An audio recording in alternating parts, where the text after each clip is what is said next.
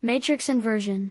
In this lesson, we discuss the inverse of a matrix, and Gaussian elimination as a method of computing it. An identity matrix is a square diagonal matrix of ones. It is the matrix analog of the scalar 1. Any matrix A, multiplied by a compatible identity matrix is unchanged. Just as the identity matrix is the analog to the scalar 1, the inverse of a matrix is the analog to the reciprocal of a scalar. We say that the matrix X is the inverse of the matrix A, if X times A, and A times X, both equal the identity matrix. If such a matrix exists, we use the notation A raised to the -1. Let's see what we can do with it. Consider the linear equation, AX equals B. Let's nudge the B over a bit so that we have some room to operate. Okay, that's good. Now, multiply both sides by A inverse. This will cancel out the A on the left-hand side, because A inverse times A is the identity matrix, and the identity matrix doesn't alter the matrix it operates on. The inverse is often used as an algebraically convenient means of expressing the solution to a linear system. A square matrix has an inverse, if and only if it has full rank. A matrix that doesn't have an inverse is said to be singular.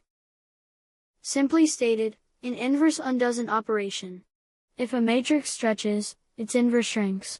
If a matrix rotates a vector clockwise by 90 degrees, its inverse rotates a vector counterclockwise by 90 degrees. Let's examine some properties of the inverse. If an inverse exists, it is unique. The inverse of the inverse of A is A. The inverse of a product is the product of the inverses in reverse order.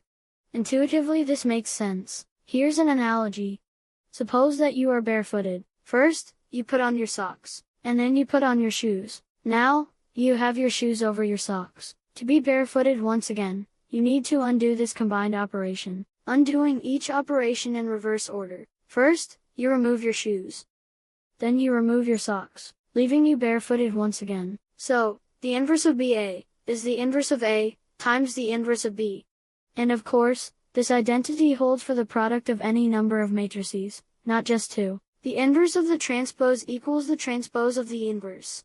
Let's see why this is true. Let X be the inverse of A transpose. Then by definition, X A transpose equals the identity. The transpose of a transpose is the original matrix. The product of transposes is the transpose of the product, in reverse order. The identity matrix is symmetric, so it is its own transpose. Equivalently, we have AX transpose equals the identity. So, by definition X transpose equals A inverse. Therefore, X equals A inverse transpose, and the identity holds. Finally, the inverse is not distributive. This should be a familiar concept from the algebra of scalars.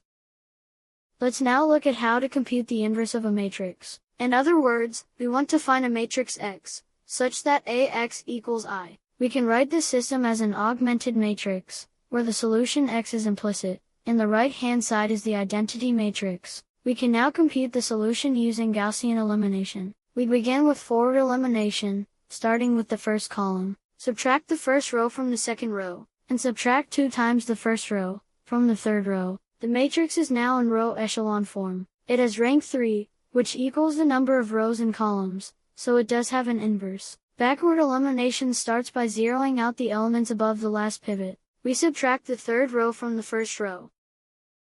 We move to the second pivot, and zero out the element above this pivot. We subtract twice the second row from the first. The augmented matrix is now in reduced row echelon form. The solution X, which is the inverse if A, is exactly the right-hand side.